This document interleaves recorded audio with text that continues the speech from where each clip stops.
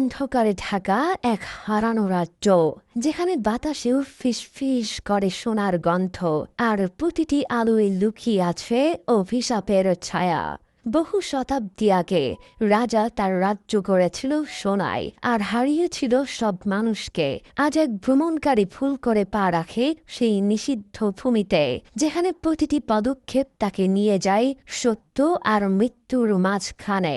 এই যাত্রা শুধু ধনসম্পদের নয়, এটা এক আত্মার মুক্তির গল্প। তো আর দেরি কেন, চলুন শুরু করা যাক।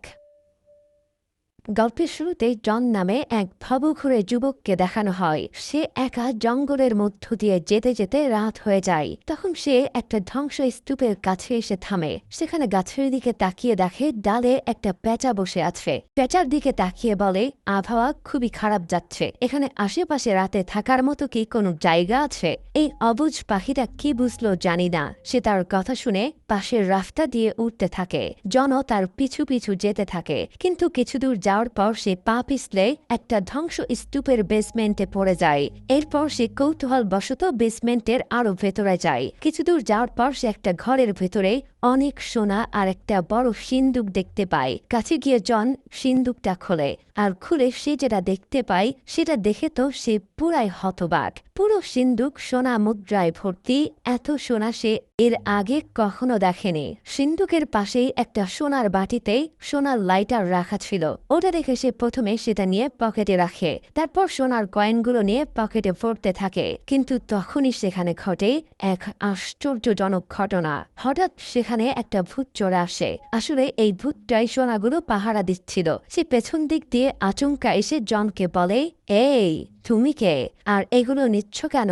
তুমি কি জানো না এগুলো সব আমার বাবার সম্পত্তি? হঠাৎ পেছন থেকে কেউ এভাবে চলে আসায় জন তো ভীষণ ভয় পেয়ে যায়। জন ভূতের কথা শুনে বলে, আমি তো ভেবেছিলাম এগুলোর কোনো মালিক নেই, এই জন্যই নিচ্ছিলাম। এছাড়া আমি খুবই গরিব মানুষ, আমার বাবা মা কেউ নেই। জনের এমন কথা শুনে ভূতের খুবই মায়া লাগে। তাই সে বলে, সত্যি যদি তোমার জীবনটা এরকম হয় তাহলে তুমি এখান থেকে কিছু সোনার কয়েন নিতে পারো, কিন্তু মনে রাখো আজকের পর থেকে আর কখনো ভুলেও এখানে আসবে না। জন ঠিক আছে বলে সেখান থেকে দৌড়াতে থাকে। আসলে সে অনেক ভয় পেয়ে গিয়েছিল। এরপর সেই রাতটা একটা সরাইখানায় গিয়ে কাটায়। সেই সরাইখানায় কাজ করত ছোট্ট একটা ছেলে। সে জনের পকেট থেকে তার মুদ্রা চুরি করে পালানোর চেষ্টা করে। জন বুঝতে পেরে ছেলেটাকে ধরার চেষ্টা করে। তখনই সেখানে ওই সরাইখানার মালিক রবার্ট এসে বলে, এসব কি হচ্ছে? জন তখন বলে, তোমার সরাইখানার ওই ছেলেটা আমার কিছু মুদ্রা চুরি করেছে। রবার্ট ছেলেটাকে ধমক দিলেই সে জনকে মুদ্রাগুলো ফেরত দেয়। কিন্তু এতগুলো সোনার মুদ্রা দেখে রবার্টেরও খুবই লোভ হয়। তাই জন যখন ওখান থেকে চলে যাচ্ছিল তখন সে তার হাত চেপে ধরে বলে, তুমি কোথায় যাচ্ছ? জন বলে, আমি একজন ভবঘুরে, এভাবে সারা জায়গায় ঘুরে বেড়াই। তার কথা শুনে রবার্ট বলে, যদি তাই হয় তাহলে আজ রাতে এখানে থেকে যাও, কারণ আজ রাতে এখানে সঙ্গীত হবে, এটা দেখলে তোমার খুবই ভালো লাগবে। আসলে জন রবার্টের চালাকি বুঝতে পারছিল না, তাই রবার্টের কথায় রাজি হয়ে যায়। আর রবার্টকে বলে, তাহলে তো আজ রাতের জন্য আমার খুব ভালো পোশাকের দরকার। তুমি কি জানো এখানে দর্জির কোনো দোকান কোথায়? রবার্ট তার সরাইখানায় কাজ করা একটা ছেলের সাথে ঘোড়ার গাড়ি দিয়ে জনকে দর্জির দোকানে পাঠায়। রাস্তায় যেতে যেতে সেই ছেলেটা জনকে বলে, তোমার কাছে তো অনেক সোনার মুদ্রা আছে, তাই তুমি ইচ্ছা করলে রাজকন্যাকে বিয়ে করে রাজার মতো বাঁচতে পারো। ছেলেটার কথা শুনে জন বলে, সেটা কেমন করে সম্ভব? এখানে কি কোনো রাজকন্যা আছে? ছেলেটা বলে, হ্যাঁ আছে তো, কিন্তু রাজকন্যাকে ছোটবেলা থেকে কেউ কখনো দেখেনি, কারণ রাজা তাকে কখনোই বাইরে আসতে দেয় না। এমনকি প্রাসাদের ভেতরে গিয়েও তার সাথে কখনো কারো দেখা করার অনুমতি নেই। জন বলে, কেন? ছেলেটা বলে, শুনেছি ওই রাজকন্যার উপর কিছু ভবিষ্যৎবাণী আছে, কিন্তু কি ভবিষ্যৎবাণী সেটা আমি জানি না। এসব কথা শুনতে শুনতে তারা দর্জির দোকানে পৌঁছে যায়। আর সেখানে গিয়ে জন নিচের জন্য আর সেই ছেলেটার জন্য নতুন স্যুট কেনে। এরপর জন রাতে আবার সেই সরাইখানায় ফিরে আসে। সেখানে আগে থেকে রবার্ট আর তার কিছু গুন্ডা বন্ধু একসাথে বসে মদ্যপান করছিল। শুধু তারা নয়, ওখানে আশেপাশের সঙ্গীত হচ্ছিল, আর সেখানেও কিছু লোকজন বসে মদ্যপানে ব্যস্ত ছিল। এদিকে সেখানে থাকা একজন গ্রামবাসী রবার্টকে দেখে বলে, আমাদের গ্রামের অধিকাংশ মানুষ খুবই গরিব, তাই এখানে তোমাকে বিনা পয়সায় কেউ শরাবও দেবে না, আর গানও শোনাবে না। শরাব মানে এখানে মদকে বোঝানো হয়েছে। এই কথা শুনে জন বলে, তোমরা সবাই খাওয়া দাওয়া করো, শরাবও খাও, মজা মাস্তি করো, আর সঙ্গীত শিল্পীদের বলে তোমরা গান বাজাও। আজ রাতে সব খরচ আমি দেব। এই কথা শুনে রবার্ট আর তার গুন্ডা বন্ধুরা খুবই খুশি হয়। রবার্ট তার গুন্ডা বন্ধুদের খুবই খাওয়ায় আর প্রচুর শরাব পান করায় যাতে সে সব কয়েন পেতে পারে। রবার্টের বন্ধুরা যখন সবাই চলে যাচ্ছিল তখন সে বলে, তোমাদের মাথায় অনেক বুদ্ধি, তোমরা আমাকে এভাবে সাহায্য না করলে আমি কয়েনগুলো পেতাম না। জন একটু দূরে দাঁড়িয়ে রবার্টের সব কথা শুনতে পায়। জন এবার বুঝতে পারে তাকে ঠকানো হচ্ছে। এরপর সে ভেতরে এসে রবার্টকে 990 কয়েন দেয়, কিন্তু রবার্ট বলে, তোমার বিল হয়েছে 1000 কয়েন আর তুমি আমাকে 990 কয়েন দিচ্ছ। জন তখন বলে, আমার সব কয়েন শেষ হয়ে গেছে। আমি বুঝতে পারছি এটা নিশ্চয়ই তোমার কোনো চালাকি। তুমি তোমার বন্ধুদের সাথে মিলে আমার সাথে প্রতারণা করছো। কিন্তু রবার্ট তার কোনো কথা না শুনে বলে, তুমি যাই বলো না কেন, তোমার খরচ তোমাকেই বহন করতে হবে। রবার্ট রেগে জনকে একটা রুমের মধ্যে এনে বলে, তুমি যতদিন এই 10 কয়েন পরিশোধ করতে না পারো ততদিন আমার সরাইখানায় কাজ করবে। এভাবে জনকে সেখানে থাকতে বাধ্য করা হয়। রবার্ট ঘর থেকে বেরিয়ে যাওয়ার পর সরাইখানায় কাজ করা সেই ছোট্ট ছেলেটা জনের কাছে আসলে জন তাকে বলে, তোমার মালিক আমার সাথে প্রতারণা করেছে, আমার সব কয়েন চুরি হয়ে গেছে, বাকি যেগুলো ছিল সেগুলো উনি প্রতারণা করে আমার কাছ থেকে নিয়ে গেছে, তারপরও 10 কয়েনের জন্য আমাকে এখানে কাজ করতে হবে। ছেলেটা সবকিছু শুনে বলে, আমার মালিক আর তার বন্ধুরা গুন্ডা, সে আমাদের এখানে রাখছে সরাইখানায় আসা লোকদের পকেটে যা কিছু থাকে সেগুলো হাতিয়ে নেওয়ার জন্য। আমরা যদি এই কাজটা না করি তাহলে সে আমাদের খুবই মারধর করে। তোমার মতো আমিও এতিম, তাই আমি এই কাজটা করতে বাধ্য। এই কথা বলে ছেলেটা বেরিয়ে যায়। এরপর ঘরের ভেতরে অন্ধকার থাকায় জন ওই গুহা থেকে আনা লাইটারটা জ্বালানোর চেষ্টা করে। তখনই সে তাকিয়ে দেখে সেই ভূতটা সেখানে দাঁড়িয়ে আছে। জন আবারও ভয় পেয়ে গিয়ে বলে, তুমি এখানে কিভাবে এলে? তখন ভূতটা বলে, তুমি যে ওই লাইটারটা জ্বালানোর চেষ্টা করছো, আমি ওই লাইটার দ্বারা নিয়ন্ত্রিত, আর ওই লাইটারটা তুমি গুহা থেকে এনেছিলে। জন বলে, এই লাইটারটা যে আমার কাছে ছিল সেটা আমার মনেই ছিল না, কিন্তু তুমি আসলে কে? তখন ভূতটা বলে, আমি এক লোভী স্বর্ণকার ছিলাম, আমার সোনা সংগ্রহ করে রাখার খুবই শখ ছিল, তাই আমি যা কিছু ব্যবহার করতাম সবকিছু সোনার ছিল। কিন্তু হঠাৎ একদিন এক বৃদ্ধ আমাকে ডেকে বলে, আমি কিছু কাঠ সংগ্রহ করেছি, আমাকে একটা লাইটার দিবে? আগুন না জ্বালাইতে পারলে তো আমি ঠান্ডায় মারা যাব।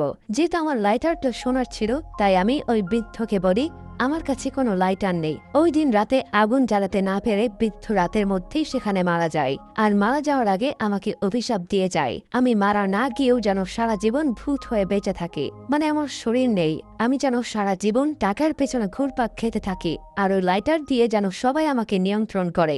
জন বলে, এটা তো খুবই অদ্ভুত অভিশাপ। ভূত বলে, হ্যাঁ, এখনো পর্যন্ত এই লাইটারটা যার হাতে গিয়েছে সে শুধু আমাকে ঘুমাতে বলে আর ধনসম্পদ এনে দিতে বলে, তুমিও সেটাই করো। তোমারও কি সোনা আর ধন চাই? জন বলে, আমার অন্যদের মতো সোনার প্রতি লোভ নেই, আমি শুধু এই ঠকবাজ সরাইখানার মালিকের ঋণ পরিশোধ করার জন্য কিছু মুদ্রা চাই, আর রাজকুমারীর কথা অনেক শুনেছি, তাই আমি তাকে একবার দেখতে চাই। মুহূর্তের মধ্যে ভূত তার কোষাগার থেকে জনকে কিছু মুদ্রা এনে দেয়, আর তারপরে সে অদৃশ্য হয়ে প্রাসাদে চলে যায়। এদিকে সিঁড়ি দিয়ে যে ভদ্রমহিলাকে উঠতে দেখছেন ইনি হচ্ছেন রাজকুমারীর সৎমা, এনার নাম টিনা, আর পাশের লোকটা রাজকুমারীর বাবা, মানে এই রাজ্যের রাজা। টিনা রাজাকে বলে, রাজকুমারী এখন অনেকটা বড় হয়ে গিয়েছে, যদিও আমি ওর আসল মা নয়, তবুও ওর ভবিষ্যৎবাণী যাতে সত্যি না হয় তার জন্য ওর উপর আরও নজর রাখতে হবে। রাজা বলে, এজন্য তো আমি ওকে কখনো বাইরে যেতে দিই না, কিন্তু এভাবে আর কতদিন চলবে? টিনা বলে, যতদিন না আমরা ওর বিয়ে কোনো ধনী রাজপুত্রের সাথে দিতে পারছি ততদিন এভাবেই ওকে বন্দি রাখতে হবে। তার সব একে অপরের সাথে কথা বলছিল, তখন ভূত পাশে দাঁড়িয়ে তাদের সব কথা শুনছিল। মেয়ে ঘুমাচ্ছে দেখে রাজা আর রানী পাহারাদারদেরকে আরো ভালোভাবে পাহারা দিতে বলে এবং সেখান থেকে চলে যায়। এদিকে তারা যাওয়ার সাথে সাথে ভূত দেওয়াল পেরিয়ে রাজকন্যার ঘরে প্রবেশ করে, আর সেখানে গিয়ে দেখে রাজকন্যা ঘুমাচ্ছে, তাই সে রাজকন্যার খাট সহ আকাশে উড়াইতে উড়াইতে সরাইখানার দিকে নিয়ে যায়। কিছুক্ষণের মধ্যে রাজকুমারীর খাট জনের ঘরে নিয়ে আসা হয়। জন তো রাজকুমারীর চেহারার দিকে তাকিয়ে মুগ্ধ হয়ে যায়। জন যখন রাজকুমারীকে মনোযোগ দিয়ে দেখছিল তখন হঠাৎ রাজকন্যার ঘুম ভেঙে যায়। রাজকন্যা জনকে কিছু বলতে যাবে, তখন জন তার মুখে আঙুল দিয়ে রাজকন্যাকে চুপ থাকতে ইশারা করে। জন বলে, ভয় পেও না, এটা খুব সুন্দর একটা স্বপ্ন। জনকে দেখে রাজকুমারীরও ভালো লেগে যায়, তাই সে জনকে বলে, আমি তোমাকে ভালোবাসি। জন কিছু না বলেই ভূতের দিকে ইশারা করে রাজকন্যাকে ফিরিয়ে দিয়ে আসতে বলে। জনের সংকেত পেয়ে ভূত রাজকন্যার খাটের উপরে বসে খাটটাকে আবার আকাশে উড়িয়ে নিয়ে রাজপ্রাসাদের দিকে নিয়ে যেতে থাকে। আকাশের মধ্য দিয়ে যাওয়ার সময় চারিদিকের তারাগুলো দেখে রাজকুমারীর খুবই ভালো লাগে। কিন্তু রাজকুমারী যখন এভাবে আসছিল তখন টিনা জানালা দিয়ে তাদেরকে দেখে ফেলে। সে যেটা দেখেছে সেটা সত্য কিনা সেটা যাচাই করার জন্য সে রাজকুমারীর ঘরের দিকে আসতে থাকে, কিন্তু তার মধ্যেই ভূত রাজকুমারীকে নিয়ে দেয়াল ভেদ করে ঘরে ঢুকে পড়ে। এদিকে টিনা ততক্ষণে রাজকুমারীর ঘরের সামনে এসে সে দরজার ফাঁকা দিয়ে তাকিয়ে দেখে রাজকুমারী সে আগের মতোই ঘুমাচ্ছে। তো যাই হোক, পরদিন সকালে রাজকুমারী যখন তার বাবার সাথে খাওয়ার টেবিলে বসেছিল তখন সে তার বাবাকে বলে কাল রাতে তারা ভ্রমণ করতে গিয়ে এক যুবকের সাথে দেখা হয়েছিল। এই কথা শুনে রাজা বলে, কিন্তু তুমি তো কাল রাতে তোমার ঘরে ঘুমাচ্ছিলে, আমার মনে হয় তুমি নিশ্চয়ই স্বপ্ন দেখেছ। রাজকুমারী বলে, হতে পারে, কিন্তু আমার কাছে বাস্তব মনে হচ্ছে। রাজকন্যার মুখে এসব কথা শুনে টিনার সন্দেহ আরও বেড়ে যায়। তাই খাওয়া শেষে সে রাজাকে একা ডেকে নিয়ে বলে, আমার মনে হয় টিনার ভবিষ্যৎবাণী সত্য হতে চলেছে। আর যদি সত্যি এটা হয় তাহলে তুমি আর আমি দুজনেই ধ্বংস হয়ে যাব। রাজা বলে, কি হয়েছে যার জন্য তুমি এত নার্ভাস হয়ে যাচ্ছ? টিনা বলে, ভবিষ্যৎবাণী অনুসারে একটা দরিদ্র এতিম ছেলে সে রাজকন্যাকে বিয়ে করবে, আর ওই ছেলেটার অন্ধকার শক্তির সাথে যোগাযোগ থাকবে। তাই ভবিষ্যৎবাণী যদি সত্যি হয় তাহলে ওই ছেলেটা তো রাজা হয়ে যাবে, আর তখন আমরা দুজন গরিব হয়ে যাব। রাজা বলে, কিন্তু ও তো আমার একমাত্র মেয়ে, আর আমার এই ধন সম্পত্তি সব কিছু তো তারই জন্য। লোভী রানী রাজার কথায় মোটেও খুশি হতে পারে না। তাই সে রাজাকে বলে, যদি কোনো গরিব এতিম ছেলে রাজকুমারীকে বিয়ে করে এই রাজ্যের রাজা হয়ে যায় আর তার যোগাযোগ যদি থাকে অন্ধকার কোনো জাদুর শক্তির সাথেই, তাহলে তো আমাদের দুজনকে রাস্তায় গিয়ে বসতে হবে। তাই আমাদের উচিত এই ছেলেটার কাছ থেকে রাজকুমারীকে দূরে রাখা। কিন্তু রাজা বলে, রাজকন্যা তো এসব স্বপ্ন দেখেছে, তাহলে সমস্যা কোথায়? টিনা তখন বলে, আমি আজ রাজকুমারীর খাটটা হাওয়ায় উঠতে দেখেছি, তার সাথে একজন বৃদ্ধ লোক ছিল। আমার মনে হয় ওই লোকটা সেই যুবকের সাথে রাজকন্যাকে দেখা করাতে নিয়ে গিয়েছিল।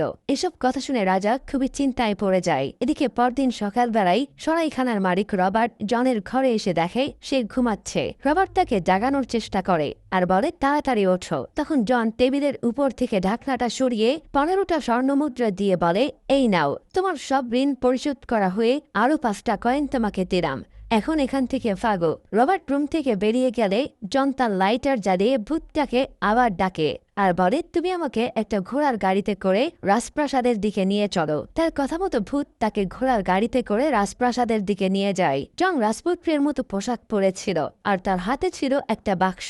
সিপাহীরা যখন পরিচয় জিজ্ঞেস করে তখন সে বলে, আমি উত্তর রাজ্যের রাজপুত্র।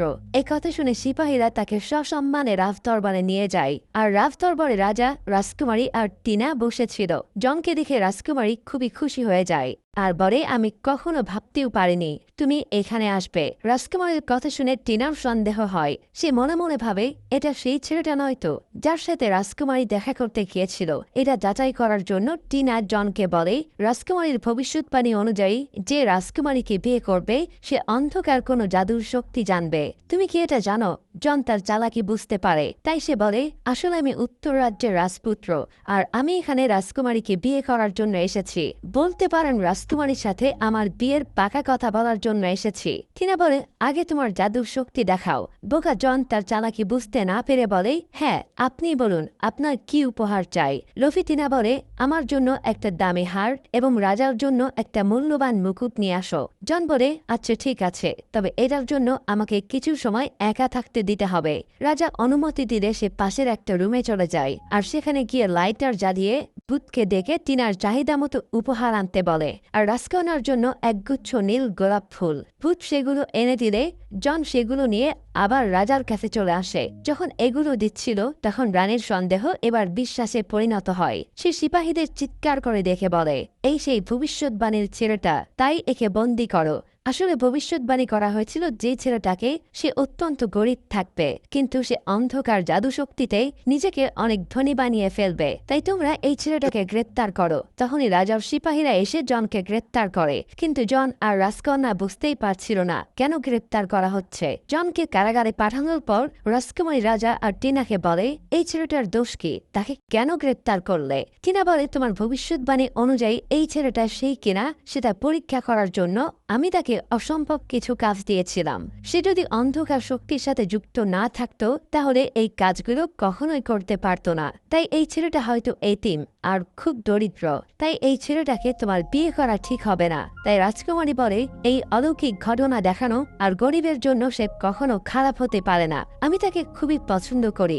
রাজকুমারীর এমন আচরণে রাজা আর টিনা মিলে রাজকুমারীকে আবারও সেই রুমের মধ্যে বন্দী করে রাখে। যেহেতু টিনা অত্যন্ত লোভী ছিল তাই সে চুপি চুপি কারাগারে জনের কাছে গিয়ে বলে, তুমি যদি তোমার এই শক্তির রহস্যটা আমাকে বলো তাহলে আমি তোমাকে এখান থেকে মুক্ত করে দেব।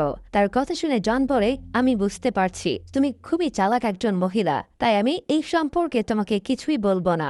জনের কথায় টিনার খুব রাগ হয়। সে রেগে ওখান থেকে রাজার কাছে গিয়ে বলে, আমরা এই ছেলেকে কিছুই খেতে দেব না, এমনকি পানিও দেব না। রাজা শুনে বলে, কেন? তখন টিনা যে জনের কাছে তার জাদুশক্তি সম্পর্কে জিজ্ঞেস করেছিল সেটা গোপন রেখে বলে, আমরা যদি এটা করি তাহলে ওই ছেলে রাজকুমারীর সাথে সম্পর্কে জড়ানোর কথাও চিন্তা করতে পারবে না। রাজা আসলে টিনার চালাকি বুঝতে পারে না। এদিকে রাত হয়ে গেছে। জন কারাগারে একা। ওখানকার প্রহরীরা তখন তার কোটটাও খুলে নিয়েছে, আর এই কোটের মধ্যেই ছিল সেই জাদুর লাইটার। তাই জন ওই লাইটারটা কিভাবে পাবে সেই সম্পর্কে ভাবতে থাকে। একটু ভেবে সে ওখানকার এক প্রহরীকে ডেকে বলে, আমার খুব ঠান্ডা লাগছে, যদি সম্ভব হয় দয়া করে আমার কোটটা ফিরিয়ে দাও। জনের কথা শুনে প্রহরী তার কোটটা ফিরিয়ে দেয়, আর কোটটা পেয়ে জন পকেট থেকে লাইটার বের করে সেটা জ্বালিয়ে ভূতকে ডেকে নিয়ে আসে। আর ভূত আসলে সে ভূতের সাথে ওখান থেকে অদৃশ্য হয়ে সরাইখানায় ফিরে আসে। জনের জেল থেকে অদৃশ্য হওয়ার খবর টিনা জানতে পেরে মহারাজের কাছে এসে বলে, মহারাজ, আমি আগেই বলেছিলাম এই ছেলে খুবই ডেঞ্জারাস। সে জেল থেকে পালিয়ে গেছে। সৈন্যরা তাকে খুঁজছে কিন্তু কোথাও খুঁজে পাচ্ছে না। এদিকে জন সরাইখানায় এসে ভূতকে বলে, আজ রাতে আবার রাজকুমারীকে এখানে নিয়ে আসো, তার সাথে আমার কথা বলার দরকার। আমি জেল থেকে পালিয়ে এসেছি বলে সে হয়তো ভুল বুঝতে পারে। ভূত ঠিক আছে বলে বেরিয়ে যায়, কিন্তু সমস্যা হলো রানী টিনা খুবই চালাক ছিল।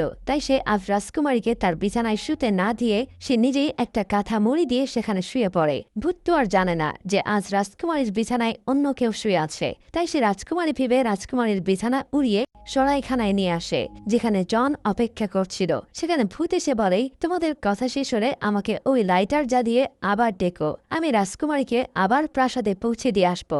জন বলে, তুমি রাজকুমারীর জন্য উপহার নিয়ে এসো। ভূত ঠিক আছে বলে অদৃশ্য হয়ে যায়। ভূত চলে গেলে জন বিছানার দিকে এগিয়ে গিয়ে বলে, রাজকুমারী, আমি তোমাকে ভালোবাসি। অমনি কাঁথাটা সরিয়ে রানী উঠে পড়ে আর বলে, আমি তোমার শক্তির রহস্য জানতে পেরেছি। রানীকে এখানে দেখে জন তো অবাক। জন কিছু করার আগে রানী দ্রুত লাইটারটা নিয়ে ঘর থেকে বেরিয়ে সেই সরাইখানায় একটা চিহ্ন দিয়ে যায়। রানীকে দেখে রবার্ট তো অবাক। সে দ্রুত জনের ঘরে এসে বলে, উনিকে, আর তুমি বা এখানে কিভাবে এলে? রবার্টের প্রশ্নের উত্তর দেওয়ার আগে সেখানে ভূত উপহার নিয়ে চলে আসে। জন বলে, লাইটারটা এখন যার কাছে আছে আমি চাই ওটা আবার তোমার কাছে ফিরে আসুক। এই বলে ভূত সেখান থেকে অদৃশ্য হয়ে যায়। রবার্ট আবার জনের কাছে জিজ্ঞেস করে, এখানে এসব কি হচ্ছে? জন বলে, তুমি তোমার কাজে মন দাও। এই কথা বলে সে ওখান থেকে চলে যায়। অপরদিকে টিনা প্রাসাদে পৌঁছে রাজার সাথে দেখা করে, কিন্তু সে লাইটারের কথা রাজার কাছে সম্পূর্ণ গোপন করে বলে, আজ জনের জাদুকর আমাকেও অপহরণের চেষ্টা করেছিল, কিন্তু আমি তার বাড়ি চিহ্ন করে সেখান থেকে পালিয়ে এসেছি। আর ওখান থেকে জানতে পেরেছি ওই ছেলেটা রাজকন্যাকে ভালোবাসে, তাই আমাদের যে কোনো মূল্যেই তাকে ধরতে হবে। পাশের রুমে বন্দী থাকা রাজকন্যা রাজা আর রানীর সব কথা শুনে ফেলে। তাই সে জনকে বাঁচানোর জন্য প্রাসাদের জানালা দিয়ে সবার চোখ ফাঁকি দিয়ে বের হয়। এদিকে জন ভূতের গুহায় চলে আসে আর সেখানে ভূতকে দেখে বলে, তোমার স্থায়ী বাসস্থান এটাই, তাই না? এজন্য আমি তোমার সাথে দেখা করার জন্য এখানে এসেছি। ভূত বলে, হ্যাঁ, আমি এখানেই থাকি, কিন্তু তোমার কাছে যতক্ষণ ওই লাইটারটা না থাকবে ততক্ষণ আমি তোমার জন্য কিছুই করতে পারবো না। অপরদিকে লোভী রানী সে লাইটারটা জ্বালিয়ে ভূতকে ডাকে। যেহেতু লাইটার এখন রানীর কাছে ছিল তাই ভূতের ইচ্ছা না থাকলেও সেখানে যেতে হয়। রানী ভূতের হাতে একটা ঝুড়ি দিয়ে বলে, এই ঝুড়িটা সোনা দিয়ে ভরে নিয়ে আসো। ভূতটা ঝুড়িটা নিয়ে তার গুহায় এসে সেখান থেকে সোনার জিনিস দিয়ে ঝুড়িটা পূর্ণ করে আর মন খারাপ করে জনকে বলে, ওই বৃদ্ধা আমার এতদিনের কঠোর পরিশ্রম করে অর্জন করা সোনাগুলো সব নিয়ে যাচ্ছে। এরপর ঝুড়িটা পূর্ণ করে রানীর কাছে নিয়ে আসে। রানী তো এত সোনা একবারে দেখে মহা খুশি, কিন্তু কিছুতেই তার লোভ মিটছিল না। তাই সে ওই ভূতকে আবারও সোনা নিয়ে আসতে বলে। ভূত তাকে আরো সোনা এনে দেয়। এভাবে রানীর চাহিদা মিটাইতে মিটাইতে ভূতের সেই গুহার অর্থ সম্পদগুলো সব শেষ হয়ে যায় আর গুহাটা ফাঁকা হয়ে যায়। রানীর চাহিদা মিটাইতে ভূত খুব ক্লান্ত আর বিরক্ত হয়ে পড়ে। অপরদিকে রাজকুমারী সেই সরাইখানায় পৌঁছে রানী যে চিহ্ন দিয়ে গিয়েছিল সেই চিহ্ন সে প্রত্যেকটা ঘরে দিয়ে দেয়, যাতে রানীর লোকজন জনকে ধরতে না পারে। রানী আবারও ভূতকে ডাকে, তখন ভূত সেখানে এসে বলে, আমার গুহায় আর 1 ইঞ্চি পরিমাণ অর্থ সম্পদ নেই। রানী ভূতকে এবার বলে, তুমি রাজার কোষাগার থেকে সমস্ত টাকা নিয়ে এসে এখানে রাখো। ভূত বলে, আপনি কি আমাকে দিয়ে চুরি করাতে যাচ্ছেন? রানী বলে, হ্যাঁ, আমার আদেশ তোমাকে মানতে হবে। ভূত বেচারা কোনো উপায় না পেয়ে রাজার কোষাগার থেকে অর্থ সম্পদ এনে রানীর রুমে রাখতে থাকে। অপরদিকে রাজকন্যা জনকে খুঁজতে খুঁজতে তার রবার্টের সেই গুন্ডা বন্ধুদের সাথে দেখা হয়ে যায়। তারা রাজকন্যাকে কিডন্যাপ করে রবার্টের কাছে নিয়ে আসে। তারা রবার্টকে বলে, আমরা রাজকন্যাকে আটকে রেখে রাজার কাছ থেকে একটা মোটা অঙ্কের টাকা চাইব। রবার্ট বলে, তোমরা যেটা করবা ভেবে চিন্তে করো। আর একটা কথা, রাজা যেন কখনোই জানতে না পারে যে আমি তোমাদের সাথে জড়িত। এদিকে গুন্ডারা রাজার কাছে বার্তা পাঠিয়ে দেয় যে তারা রাজকন্যাকে কিডন্যাপ করেছে আর রাজকন্যাকে বাঁচাতে হলে তাদের একটা মোটা অঙ্কের টাকা দিতে হবে। এই কথা শুনে রাজা কোষাগারে গিয়ে দেখে কোষাগার ফাঁকা, তাই সে রানীর কাছে ছুটে যায়। ইতিমধ্যে রানী সেই অর্থ সোনাগুলো ভূতের কাছ থেকে নেওয়া একটা ঘোড়ার গাড়িতে উঠাইয়া দিয়েছে। রাজা যখন রানীর কাছে এসে বলে, রাজকন্যা কিডন্যাপ হয়েছে, এর জন্য অনেকগুলো অর্থের প্রয়োজন, কিন্তু আমি কোষাগারে গিয়ে দেখলাম কোষাগার ফাঁকা। রানী সবকিছু শুনে বলে, ওই জন হয়তো তার লোকজন দিয়ে তোমার কোষাগার থেকে অর্থ চুরি করে পালিয়েছে, তাই তুমি সৈন্য পাঠিয়ে জনকে ধরে আনার ব্যবস্থা করো। রানী যেহেতু তার সম্পদগুলো সব আগে থেকে ঘোড়ার গাড়িতে উঠিয়ে রেখেছিল, তাই সে এগুলো নিয়ে অন্য রাজ্যে চলে যায়। পরের দৃশ্যে জনকে দেখা যায়, সে জানতে পারে রাজকুমারীকে অপহরণ করা হয়েছে, তাই রাজকুমারীকে বাঁচানোর জন্য ছদ্মবেশ ধারণ করে সরাইখানায় ঢুকে পড়ে আর সবার চোখ ফাঁকি দিয়ে রাজকুমারীকে এদিক ওদিক খুঁজতে থাকে। খুঁজতে খুঁজতে সে একটা জায়গায় গিয়ে দেখে রাজকুমারী সেখানে হাত পা বাঁধা অবস্থায় পড়ে আছে। রাজকুমারীকে মুক্ত করার জন্য জন তার বাঁধনগুলো কেটে ফেলে, কিন্তু তখনই যে গুন্ডাগুলো রাজকুমারীকে পাহারা দিচ্ছিল তারা জেগে ওঠে। আসলে গুন্ডাগুলো এতক্ষণ ঘুমাচ্ছিল। তারা জেগে গিয়ে জনকে ধরার চেষ্টা করে। জন কিছুতে তাদের সাথে পেরে ওঠে না, কিন্তু রবার্ট আর তার গুন্ডা বন্ধুরা জনকে ধরে ফেলে। পরদিন রবার্ট আর তার এক বন্ধু জনকে ঘোড়ার গাড়িতে করে রাজার কাছে নিয়ে যাচ্ছিল। আসলে জনকে ধরার জন্য রাজা একটা পুরস্কার ঘোষণা করেছে। তারা রাজার কাছে জনকে নিয়ে বলে, একে ধরিয়ে দিতে পারলে আপনি একটা পুরস্কার দিতে চেয়েছিলেন, তাই আমরা একে আপনার কাছে ধরে নিয়ে এসেছি। রাজা জনকে আবারও কারাগারে দেয়। তার কিছুক্ষণের মধ্যে রাজকুমারীও প্রাসাদে ফিরে আসে। রাজকুমারীকে ফিরে আসতে দেখে রাজা খুবই খুশি হয়। রবার্ট আর তার বন্ধুরা রাজাকে আবারও বলে, রাজামশাই, আপনি আমাদের সোনার কয়েন দিয়ে পুরস্কৃত করতে চেয়েছিলেন। তাদের কথা শুনে রাজা আবারও তার কোষাগারে গিয়ে দেখে কোষাগার সম্পূর্ণ ফাঁকা পড়ে আছে। তখন তারা রাজাকে মৃত্যুক বলে মারধর শুরু করে। রাজা তখন বুদ্ধি করে ওই ঘর থেকে বেরিয়ে এসে গুন্ডাগুলোকে ভেতরে বন্দী করে ফেলে। এদিকে রাজকন্যা জনকে খুঁজতে খুঁজতে সেই কারাগারের সামনে এসে প্রহরীকে ডেকে বলে কারাগারের দরজাটা খুলে দিতে, কিন্তু প্রহরী তাকে জানায় এই কারাগারের চাবি রাজার কাছে। এই কথা শুনে রাজকুমারী জনের কাছে সেই ভূতের গুহার কথা জিজ্ঞাসা করে। এরপর সে ওই ভূতের সাথে দেখা করার জন্য সেই গুহায় যায়। রাজকন্যা তাকে গিয়ে বলে, আমি তোমার কাছে একটা সাহায্যের জন্য এসেছি, তুমি যেভাবেই হোক জনকে মুক্ত করো। ভূত রাজকন্যাকে বলে, এটা করতে হলে তুমি আগে ওই বৃদ্ধা মহিলার কাছ থেকে লাইটারটা নিয়ে আসো, কারণ ওই লাইটার ছাড়া আমি তোমার কোনো আদেশ মানতে পারবো না। তার কথা শুনে রাজকুমারী ছদ্মবেশে টিনাকে খুঁজতে বেরিয়ে পড়ে। টিনাকে পেয়ে রাজকুমারী বলে, তুমি কি আমাকে তোমার কাজের মানুষ হিসাবে রাখবে? টিনার যেহেতু বয়স হয়ে গিয়েছিল, তাই সে রাজকন্যার কথায় রাজি হয়ে যায়। জঙ্গলের মধ্য দিয়ে টিনা তার সম্পদে ভরা ঘোড়ার গাড়িটা নিয়ে আর সাথে ছদ্মবেশী রাজকন্যাকে নিয়ে যাচ্ছিল। গাড়ি এগিয়ে যাচ্ছে, কিন্তু পথের মধ্যে ভূত তাদের সাথে একটা চালাকি করে। ভূত হঠাৎ একটা গানের সুর শোনাতে থাকে, আর সেটা টিনার কানে গেলে সে গাড়ি থামায়। তখনই রাজকন্যা নেমে গিয়ে টিনার দিকে পিস্তল ত্যাগ করে এবং তার কাছ থেকে লাইটারটা ছিনিয়ে নেয়। এদিকে রাজার আদেশে জনকে ফাঁসির মঞ্চে আনা হয়। জনকে যখন ফাঁসির দড়ি পরানো হচ্ছিল, তখন রাজকুমারী লাইটারটা জ্বালিয়ে ভূতকে ডেকে জনকে মুক্ত করতে বলে। আদেশ পাওয়া মাত্র ভূত আর দেরি না করে সেই ফাঁসির মঞ্চে এসে জনকে নিয়ে সেখান থেকে অদৃশ্য হয়ে যায়। আর হঠাৎ করে সেখান থেকে জন গায়েব হয়ে যাওয়াতে সেখানে একটা বিশৃঙ্খলার সৃষ্টি হয়। রাজকুমারী এবার জনকে নিয়ে রাজার কাছে আসে এবং সব কাহিনীগুলো রাজার সাথে বলে। রাজা সবকিছু শুনে বলে, ওই ভূতটা তোমাদের অনেক সাহায্য করেছে। তোমাদের মুখে সবকিছু শুনে বুঝলাম ওই লোকটা আসলে একটা খারাপ অভিশাপের মধ্যে আছে, তাই তাকে অভিশাপ থেকে মুক্ত করতে হবে। ভূত তখন বলে, রাজামশাই, আমি আপনার কোষাগার থেকে যে সম্পদগুলো নিয়েছিলাম সেগুলো আবার সেখানে রেখে দিয়েছি। এদিকে রাজামশাই আর দেরি না করে রাজকন্যা আর জনের বিয়ে দিয়ে দেয়। আর সেখানে সেই সরাইখানার ছোট ছেলেটা লাইটারটাকে আগুনের মধ্যে ফেলে দেয়। লাইটারটা যখন আগুনে পুড়ে যায় তখন ভূত আবার মানব রূপে ফিরে আসে। আর এতেই বোঝা যায় ভূত আসলে অভিশাপে অভিশপ্ত ছিল। তাই সবাই আজ মহা খুশি। আর এই খুশির আনন্দ নিয়ে আমার গল্পটা এখানেই শেষ হয়ে যায়। আজ এই পর্যন্তই। ফিরে আসবো আবারও নতুন কোনো গল্প নিয়ে। সে পর্যন্ত সবাই ভালো থাকবেন, সুস্থ থাকবেন এই আশা ব্যক্ত করে এখানেই শেষ করছি। আল্লাহ হাফেজ।